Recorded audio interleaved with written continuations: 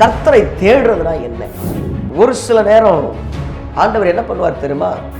கர்த்தர் உங்க தேவைகள் எல்லாம் சாதாரணமாய் சந்திப்பார். தேவன் திட்டம் பண்ணி உங்களுக்கு அதை செய்து தருவார். பிரியமானவர், ஜெபம் எப்பொழுது கேட்கப்படும் என்றால், நீங்கள் வசனத்தை கை கொண்டு ஜெபிக்கும் போது அந்த ஜெபங்கள் கேட்கப்படும். அதிகாலை ஜெபத்திலே வசனத்தை கை கொண்டு ஜெபம் பண்ணுங்கள். உங்க வாழ்க்கையில் ஆசீர்வாதம் வரும். என்ன சூழ்நிலையா இருந்தாலும் பரவாயில்லை, நீங்கள் கர்த்தரை சரியாய் தேடுங்கள். கர்த்தரை தேடுகிறவர்களுக்கு ஒரு நன்மையும் குறைவு படாது.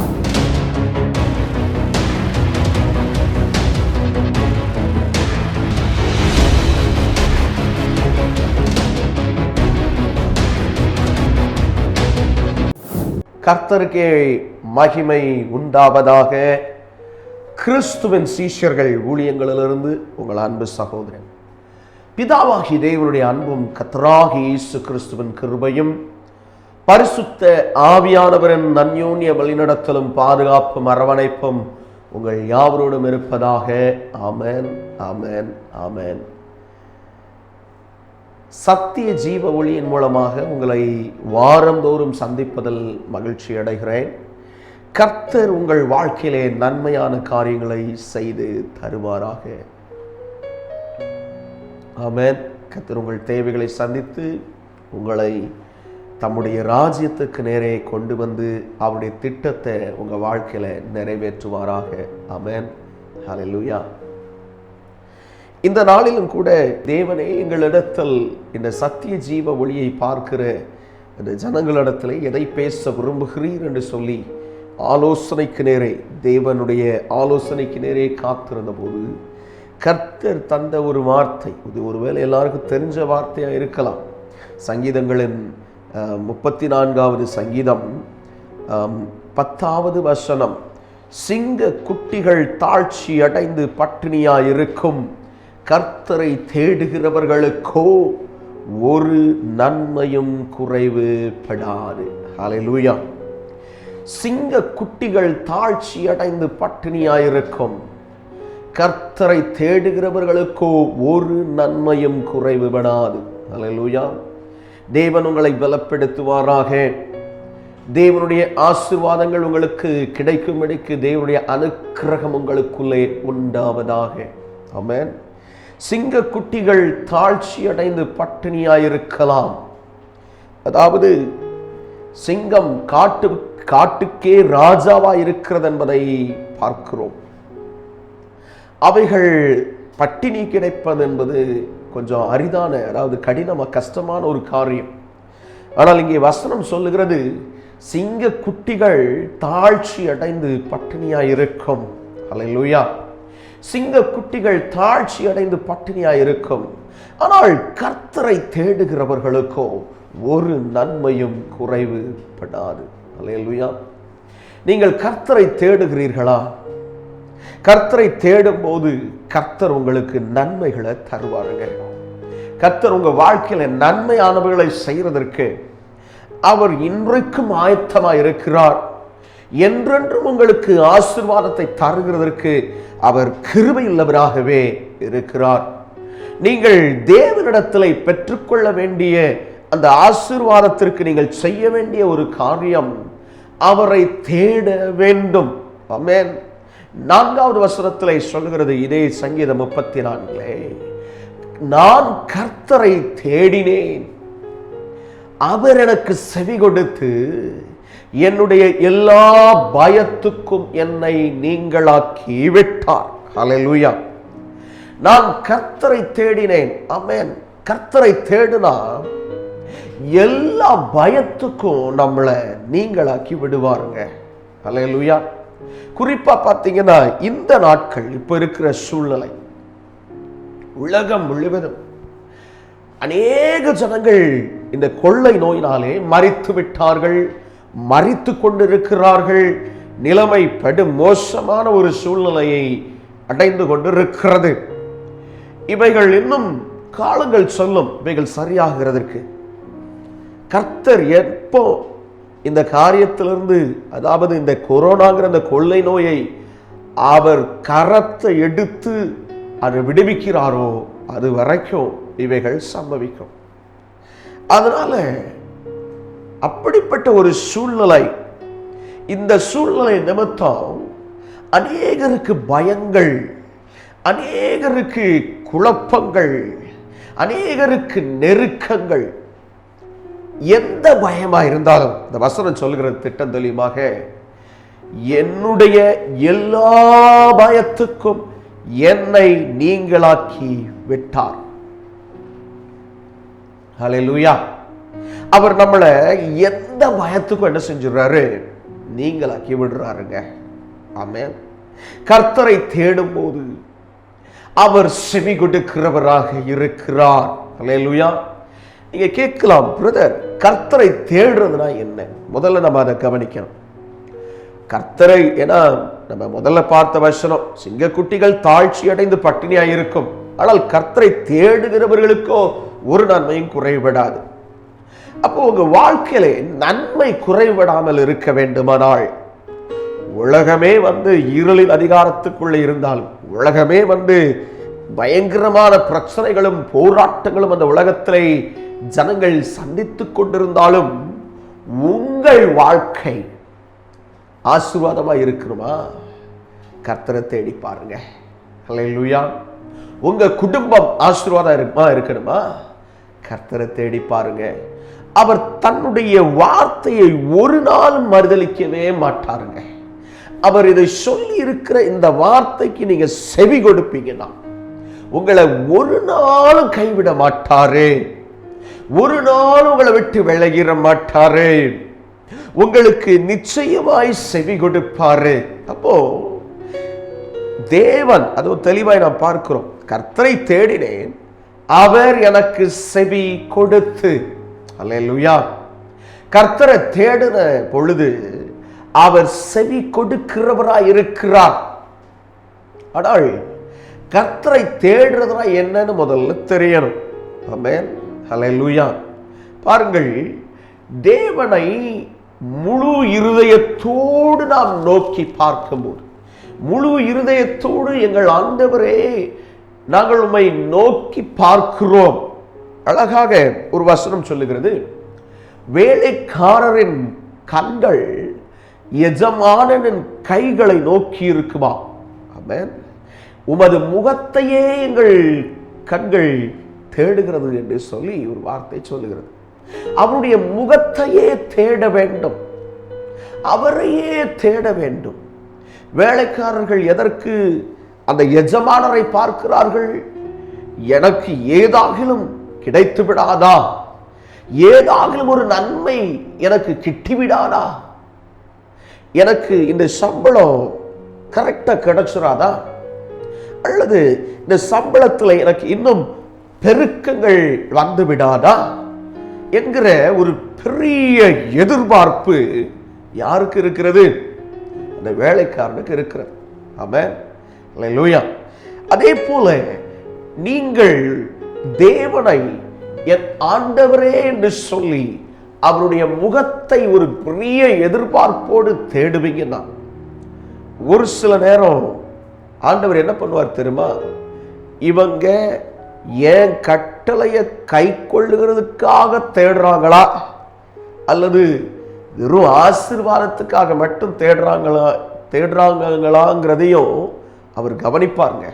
அதனால உங்கள் இருதயத்தில் முதல்ல கர்த்தரை தேடுறத பழகுங்க.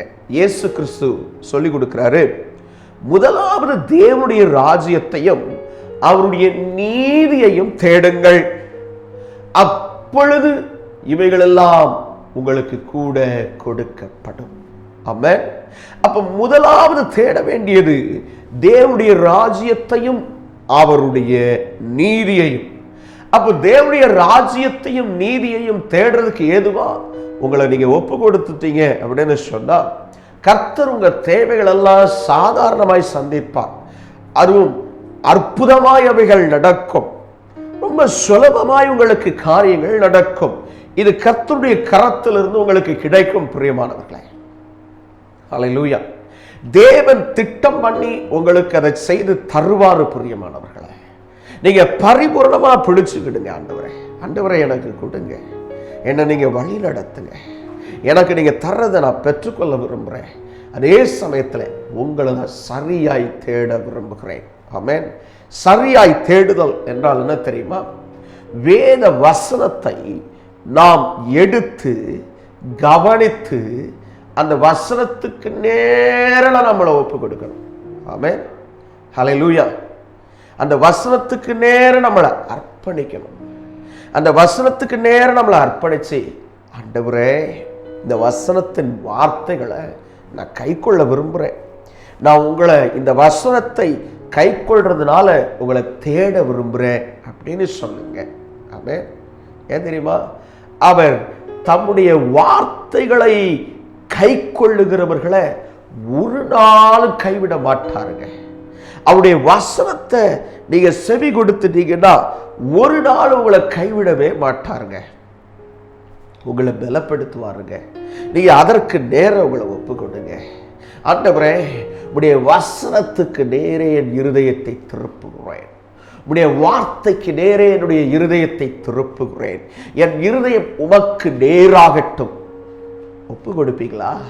இன்னைக்கு ஒரு பரிபூர்ண ஒப்பு கொடுத்தலோட, ஆண்டவரே நான் உங்களை சரியாய் தேடட்டும்.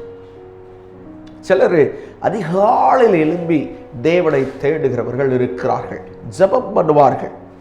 ஜெபம் எப்பொழுது கேட்கப்படும் என்றால், நீங்கள் வசனத்தை கை கொண்டு ஜெபிக்கும் போது அந்த ஜெபங்கள் கேட்கப்படும். அப்படி கேட்கப்பட்ட ஜெபத்திற்குத்தான் பதில் வரும். ஹல்லேலூயா. தேவநாமம் மகிமைப்படுவதாக. ஹல்லேலூயா. அப்போ ஜெபங்கள் கேட்கப்பட வேண்டும். ஜெபங்கள் கேட்கப்பட வேண்டுமானால் நீங்கள் வசனத்துக்கு கை கொண்டு நீங்கள் தேவனை நோக்கி பார்க்கும்போது உங்கள் ஜெபங்கள் கேட்கப்படும். அப்போ வசனத்துக்கு, ஏன்னா இன்னொரு வார்த்தை சொல்லுகிறது, என் வசனத்துக்கு நடுங்குகிறவனையே நோக்கி பார்ப்பேன். ஹல்லேலூயா. அப்ப வசனத்துக்கு நடுங்க வேண்டும், தேவனுடைய வார்த்தைக்கு செவி கொடுக்க வேண்டும், தேவனுடைய சித்தத்தை அறிகிற அறிவுக்கு நேரே நாம் நடக்க வேண்டும். ஹல்லேலூயா. தேவன் நம்ம கிட்ட விரும்புகிற ஒரு பெரிய காரியம் அது. ஆண்டவருடைய வார்த்தைக்கு நாம் எவ்வளவாய் செவி கொடுக்கிறோமோ, தேவனுடைய கற்பனைகளை நாம் எவ்வளவாய் கை கொள்ளுகிறோமோ அதை தேவன் அங்கீகரிப்பார். ஆமென். சங்கீதக்காரனாகிய தாவீது இதை சொல்லுகிறான், நான் கர்த்தரை தேடினேன், அவர் எனக்கு செவி கொடுத்து என்னுடைய எல்லா பயத்திற்கும் என்னை நீங்களாக்கி விட்டார். ஹல்லேலூயா. கர்த்தரை தேடும் போது அவர் நமக்கு செவி கொடுக்க வேண்டுமானால் நாம் முதல்ல அவருடைய சத்தத்துக்கு கீழ்ப்படிய வேண்டும். அவருடைய சித்தத்திற்கு நேரே நம்மை அர்ப்பணிக்க வேண்டும். அவருடைய திட்டத்துக்கு நேரே நம்மை ஒப்பு கொடுக்க வேண்டும். ஆண்டவரே நீர் எங்களுக்கு தருகிற இந்த காரியங்களை எல்லாம் நாங்கள் கவனிக்கட்டும் என்று கவனியுங்கள். ஆமென். இன்னொன்னு என்ன தெரியுமா? சங்கீதக்காரங்கிட்ட ஒரு பெரிய குணம் இருந்தது. என்ன தெரியுமா? தேவனுடைய ஜனங்களை தேவன் பாதுகாக்கிறவர், நான் தேவனுக்காய் வைராக்கியம் பாராட்டுவேன் என்று சொல்லி அந்த சங்கீதக்காரன் தேவனுக்காக வைராக்கியம் பாராட்டுகிறதை நீங்கள் பார்க்கலாம். தேவனுக்காக வைராக்கியம் பாராட்டி பார்த்தீங்கன்னா, பெலிஸ்தியர்களின் பாளையத்தில் இருந்து ஒரு வீரன் எழும்பி தினமும் வந்து அந்த நாட்களில் ஒரு பெரிய சஞ்சலத்தை உண்டு பண்ணிக்கிட்டு இருந்தான். இந்த இஸ்ரவேல் ஜனங்கள்லாம் பயந்து நடுங்கிட்டு இருந்தாங்க, ஏன்னா அவர் ராட்சசம் போல இருந்தான். அப்போ இந்த தாவீது என்ன செய்தான்னு பார்த்தீங்கன்னா, அழகா அங்கே போய் ஆண்டவர் அந்த பெலிஸ்தியர் இடத்துல பெலிஸ்தியனை மடங்கடிக்கிறதுக்கு இவன் போகிறான். அதுக்கு அவன் சொல்றான், ஜீவனுள்ள தேவனை நிந்திக்கிற இவனை கர்த்தரின் கைகளில் ஒப்பு கொடுப்பார் என்று சொன்னான். அல்லேலூயா. தேவன் மேல இருக்கிற அந்த விசுவாசம், தேவன் மேல இருக்கிற அந்த வாஞ்சை, தேவன் மேல இருக்கிற அந்த வைராக்கியம். அல்லேலூயா. நீங்கள் தேவனுக்காக வைராக்கியம் பாராட்டுவீர்களானால் நீங்கள் கர்த்தரை தேடும் போது உங்களுக்கு செவி கொடுப்பார். அல்லேலூயா. கர்த்தரை வசனத்துக்கு கை கொண்டு தேடும் போதும் செவி கொடுப்பார். நீங்கள் தேவனுக்காக பாராட்டுகிற வைராக்கியம், இது தேவன் அங்கீகரிக்க வேண்டும் விஷயம். அதுதான் வெளிப்படையா நான் தேவனுக்காக வைராக்கியம் பாராட்டுகிறேன் நீங்க நிறைய காரியங்களை செய்தாலும் அது கர்த்தர் அங்கீகரிக்க வேண்டும். கர்த்தர் அதை அங்கீகரித்திருப்பாரானால் உங்கள் வாழ்க்கையிலே அவர் செவி கொடுக்கிறவராய் இருப்பார். நீங்க எப்பெல்லாம் ஜெபம் பண்ண போனா, நீங்க எந்த நேரத்திலெல்லாம் ஜெபிக்கிறதுக்கு அவருடைய சமூகத்துக்கு அண்டிக் கொண்டாலும் அவர் உங்களை வழிநடத்த கிருபை உள்ளவராய் இருக்கிறாரு. அவர் உங்களை பலப்படுத்த கிருபை உள்ளவராய் இருக்கிறாரு. அவர் உங்களை அசைவாடி, உங்க மேல அசைவாடி உங்களை வழிநடத்தி செல்ல அவர் நல்லவராய் இருக்கிறார். உங்க சத்தத்துக்கு அவர் பதில் கொடுக்கிறவராய் இருக்கிறார். அவர் பதில் கொடுக்கிறதுக்கு நீங்க செய்ய வேண்டியது, நான் முதல்ல சொன்னது போல வசனத்துக்கு கீழ்ப்படிதல், இன்னொன்று தேவனுக்கான வைராக்கியம். தேவனுடைய நாமத்தை வீணிலே வழங்குகிற ஒரு காரியத்திலே நீங்கள் தைரியம் கொண்டு செயல்படுவீர்களானால் தேவன் செவி கொடுப்பார். அல்லேலூயா. இன்னொரு மனுஷன் இருக்கிறான், அவனுடைய பெயர் பினேகாஸ் என்று பெயர். இவர் யார் என்று சொன்னால் ஆரோனின் குமாரனாகிய எலெயாசார்னு ஒரு குமாரன். ஆரோனுக்கு எலெயாசார்னு ஒரு குமாரன். அந்த எலெயாசாருடைய குமாரனாகிய பினேகாஸ் ஆரோனுக்கு பேரன். அப்ப இவன் என்ன செய்யறான், மோசே ஆரோன் எல்லாம் சேர்ந்து சில கட்டளைகளை வகுத்து ஆண்டவர் கொடுத்த கட்டளைகளை சொல்லிக் கொண்டிருக்கிறார்கள். அப்பொழுது ஒரு பெரிய பிரச்சனை வருகிறது. அவர்கள் தேசத்துக்குள்ளே ஒரு பாவத்தை குறித்த ஒரு பிரச்சனை வருகிறது. அந்த பாவத்தை குறித்த ஒரு பிரச்சனை வரும்போது அங்கே தேவனால் உண்டாகிற பயங்கரம் வருகிறது. அநேகர் மரித்து போகிறார்கள், சங்காரம் வருகிறது. அப்படிப்பட்ட நிலைமை. அந்த நிலையில அங்கே கர்த்தர் அங்கே இறங்கி அவர்களுக்கு மேலே எதிராக நின்று கொண்டிருக்கிறார். இந்த மோசேயும் ஆரோனும் அங்கே நின்று அழுது கொண்டிருக்கிறார்கள். ஆண்டவரே, என்ன செய்வோம் என்று தெரியவில்லையே, இது எப்படி தப்பிப்போவோம் என்று தெரியவில்லையே. தேவனுக்காக இந்த மனுஷன் வைராக்கியம் பாராட்டி, யார் தெரியுமா, பினேகாஸ். யாருமே சொல்லலை இப்படி செய்யும். தேவனுக்காக வைராக்கியம் பாராட்டி அந்த பாவம் செய்தவர்களை என்ன செய்கிறான், கொன்று போடுகிறான். பழைய ஏற்பாட்டு காலங்களில் பாவத்தை, தீங்கை விட்டு விளக்குகிறதுக்கு அவர்கள் செய்ய வேண்டிய காரியம், அவர்கள் கொலை செய்யப்பட வேண்டும், அவர்கள் கல்லறியப்பட வேண்டும். இப்படிப்பட்ட தண்டனைகள் கொடுக்கப்பட்டிருந்தது. அப்போ அந்த அடிப்படையில் அவன் ஈட்டினாலை குத்தி போடுகிறான். இருவரும் இறந்து போகிறார்கள். உடனே தேவனிடத்திலிருந்து வந்த அந்த வாதை நிறுத்தப்படுகிறது. உடனே கர்த்தர் இறங்கி மோசேகிட்ட சொல்றார், அங்கே பினேகாஸ் எனக்காக வைராக்கியம் பாராட்டினான், அதனால அவனுடைய வாழ்க்கையில் அவனுடைய குடும்பத்திற்கு நான் நித்திய ஆசாரியத்துவ பட்டத்தை கொடுக்க விரும்புகிறேன் அப்படின்னு சொல்லி அங்கே பினேகாசுக்கு அதை கொடுத்தார் கர்த்தர். ஆமென். அவனுடைய வாழ்க்கை முழுசும் அந்த வந்த ஒரு ஆசீர்வாதம். இந்த இடத்துல பாருங்க, கர்த்தரை தேடுறது நான் முதல்ல சொன்னேன் வசனத்துக்கு கீழ்ப்படிதல், இரண்டாவது சொன்னேன் வைராக்கியம் பாராட்டுதல், தேவனை நிந்திக்கிற காரியங்களுக்காக வைராக்கியம் பாராட்டுதல், இன்னொரு காரியம் சொன்னேன் தேவனுடைய மகத்துவத்துக்கு எதிராய் வரும்போது வைராக்கியம் பாராட்டி தேவனுக்காய் நீங்கள் நிற்பீர்களானால் தேவன் செவி கொடுப்பார். உங்க வாழ்க்கையை ஆசீர்வதிக்கிறதுக்கு இவைகள் காரியங்களாய் உங்கள் வாழ்க்கையிலே வரும். பிரியமானவர்களே, அப்போ நீங்க செய்ய வேண்டியது, நான் கர்த்தரை சார்ந்து கொள்ள விரும்புகிறேன், நான் கர்த்தரை தேட விரும்புகிறேன். தேடுதல் என்றால் தேவனுடைய நாமத்தை நீங்கள் வாஞ்சிக்க வேண்டும். ஹல்லேலூயா, ஹல்லேலூயா. தேவனுடைய நாமத்தின் மேல இருக்கிற அந்த விசுவாசத்தை நீங்கள் பற்றி கொள்ள வேண்டும். தேவனுடைய திட்டத்தை நீங்கள் அறிந்து செயல்பட வேண்டும். ஹல்லேலூயா.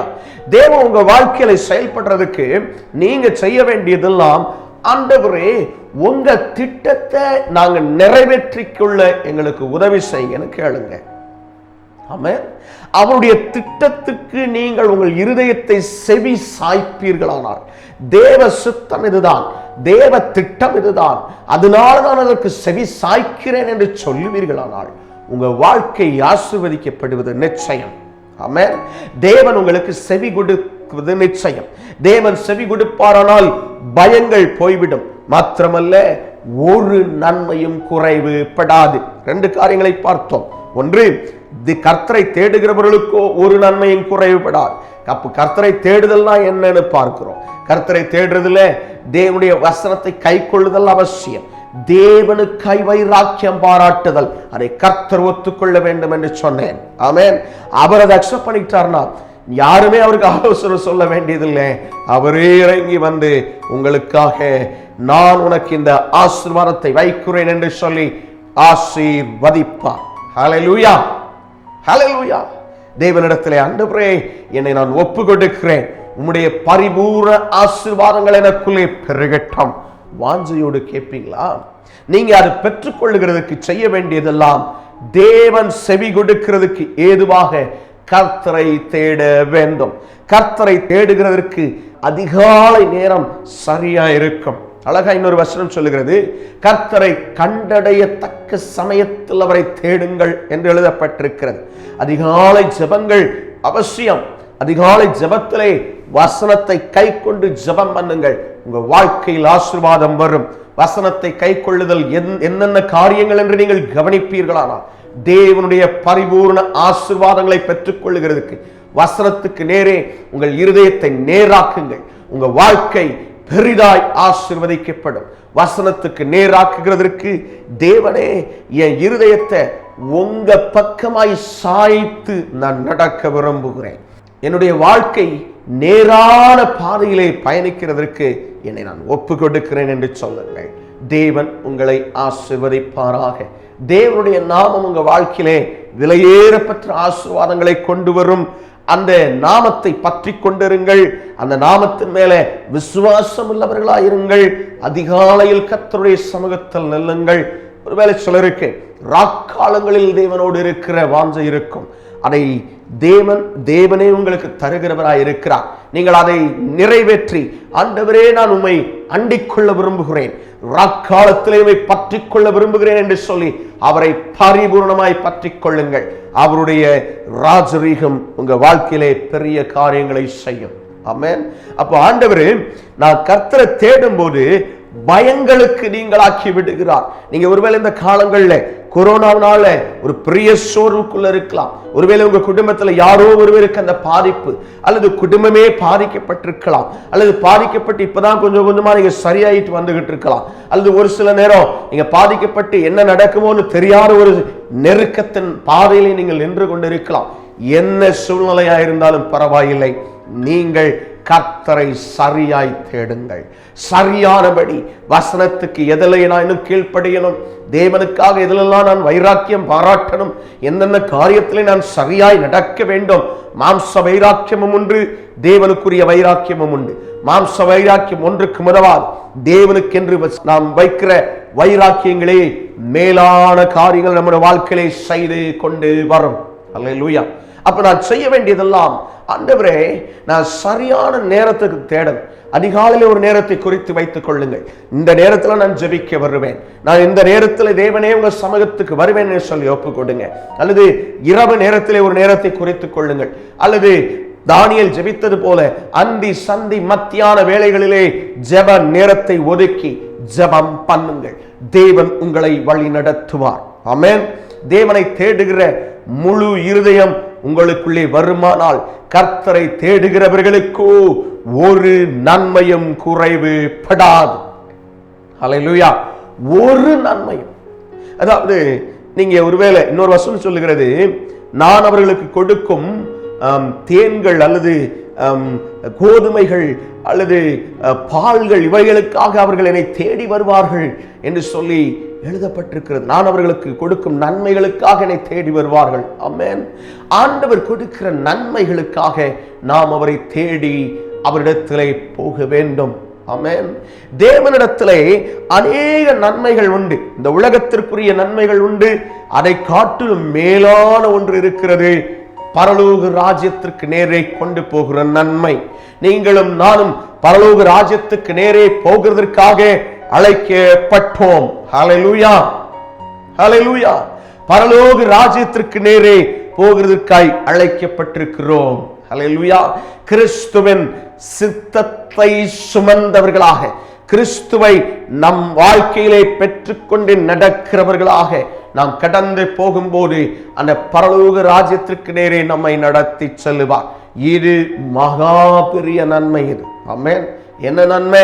இந்த உலகத்திலே அதிகப்படியாய் 100 அல்லது 120 ஆண்டுகள் இந்த உலகத்திலே வாழலாம். ஆனால் அதன் பின்பு எண்ணி முடியாத நித்திய காலமாய் வாழுகிற ஒரு ஜீவன் உண்டு.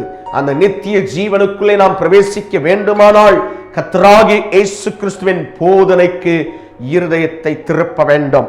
கர்த்தராகிய இயேசு கிறிஸ்துவின் போதனை மத்தேயு 5-7 அதிகாரங்களுக்குள்ளே இருக்கிற இதுதான் அடிப்படை போதனை. அந்த அடிப்படை உபதேசத்திற்குள்ளே நீங்கள் உங்களை நிலைப்படுத்திக் கொள்வீர்களானால், அடிப்படை உபதேசத்துக்கு நேரே உங்களை அர்ப்பணித்துக் கொள்வீர்களானால், உங்க வாழ்க்கையிலே அவர் வெற்றிகளையும் சமாதானத்தையும் தருவது நிச்சயம். உங்க வாழ்க்கையிலே கர்த்தரை தேடும் பொழுது பரிபூர்ண ஆசீர்வாதத்தை அவர் கொடுப்பது நிச்சயம். உங்க வாழ்க்கையிலே கர்த்தரை தேடுகிறதுனாலே ஒரு நன்மையும் குறைவிடாமல், இந்த உலகத்திற்குரிய வாழ்க்கையிலும் ஒரு நன்மையும் குறைவிடாது, அந்த ஆவிக்குரிய அந்த பரலோக ராஜ்யத்துக்கு நேரே கொண்டு போகிற அந்த வாழ்க்கையிலேயும் ஒரு நன்மையும் குறைவிடாது. கர்த்தருடைய அபிஷேகத்தை தருவார், கர்த்தருடைய ஆவியானவரை தருவார். ஆவியானவர் ஒரு மனிதனுக்குள்ளே வரும்போது அவர் தேவனுடைய வார்த்தைகள் அநேகவற்றை போதித்து நடத்துவார். ஹல்லேலூயா. நாம் இன்னைக்கு வாசித்த வசனத்தின்படி சிங்க குட்டிகள் தாழ்ச்சி அடைந்து பட்டினியாயிருக்கும். கர்த்தரை தேடுகிறவர்களுக்கோ ஒரு நன்மையும் குறைவிடாது. நான் கர்த்தரை தேடினேன், அவர் எனக்கு செவி கொடுத்து என்னுடைய எல்லா பயத்துக்கும் என்னை நீங்களாக்கி விட்டார். ஆமென். கண்களை மூடி ஜெபிப்போமா? நீதியின் அதிபதியே, ஒருவரும் செய்றா ஒளியில் வாசம் பண்ணுகிறவரே, இந்த நல்ல நேரத்தில் உங்க சமூகத்துல எங்களை ஒப்பு கெடுக்கிறோம், உங்க பிரசனத்துல எங்களை ஒப்பு கெடுக்கிறோம், உங்க ஆளுகையில எங்களை ஒப்பு கெடுக்கிறோம், உங்க பரிசுத்தத்துக்கு நேரம் எங்களை ஒப்பு கொடுக்கிறோம். ஆண்டவரே, அப்பா, நாங்க கேட்ட சத்திய வார்த்தைகளின்படி கர்த்தரை தேடுகிறவர்களுக்கோ ஒரு நன்மையும் குறைவுபடாது. கர்த்தரை தேடினேன், அவர் எனக்கு செவி கொடுத்து என்னுடைய எல்லா பயத்திற்கும் நீங்களாக்கி விட்டார். ஆமென், ஆமென், ஹல்லேலூயா. எல்லா பயங்களும் நீங்களாகி போகட்டும். இந்த நாட்களிலே ஆண்டவரே, எதிலெல்லாம் பிள்ளைகள் பயந்து கொண்டிருக்கிறார்களோ, எதிலெல்லாம் கர்த்தருக்கு கீழ்ப்படியாத ஒரு சூழ்நிலையில் இருக்கிறார்களோ, அந்த கீழ்ப்படிதலை கர்த்தர் தருவீராக. வாசனத்துக்கு நடுங்கி கீழ்ப்படிந்து தேவனை பற்றி கொள்ளுகிற ஒரு இருதயத்தை தருவீராக. தேவனை தேடுகிற உணர்வுள்ள ஒரு இருதயத்தை தருவீராக. இதோ கர்த்தர் உன் வாழ்க்கையிலே புதிய காரியங்களை செய்ய போகிறார். என்னை கேட்டுக்கொண்டிருக்கிற சகோதரனே, சகோதரியே, உன் வாழ்க்கையிலே இன்று முதல் ஒரு ஆசீர்வாதத்தை நீ பார்க்க போகிறாய். இன்று முதல் ஒரு விடுதலையை நீ பார்க்க போகிறாய். இன்று முதல் ஒரு சமாதானத்தை பார்க்க போகிறாய். இன்று முதல் சத்துருவின் எல்லா வல்லமைகளிலிருந்தும் கர்த்தர் உன்னை விடுதலையாக்க விரும்புகிறார். ஹல்லேலூயா. தேவனுக்கு நேரே உன் இருதயத்தை ஆயத்தமாக்கி திருப்பிக் கொள்வாயோ? தேவனுக்கு உன் இருதயத்தை நேராக்கி கொள்வாயோ? தேவனே என்னை பலப்படுத்தும் என்று சொல்லி அவரை அண்டிக் கொள்வாயோ? கர்த்தருடைய ஆசீர்வாதங்கள் வருகிறது. ஹல்லேலூயா. தேவன் நம்மை பலப்படுத்துவாராக. நல்ல தகப்பனே, இந்த நேரத்தில் தங்களை ஒப்பு கொடுத்த பிள்ளைகளை ஆசீர்வதிங்க, பலப்படுத்துங்க, பெரிய காரியங்களை செய்யுங்க. இயேசு கிறிஸ்துவின் வல்லமையுள்ள திருநாமத்தில் வேண்டி ஜெபிக்கிறோம் ஜீவனுள்ள நல்ல பிதாவே. ஆமென், ஆமென், ஆமென். கர்த்தர் தாமே உங்களோடு இருந்து வழி நடத்துவாராக. ஆமென், ஆமென், ஆமென்.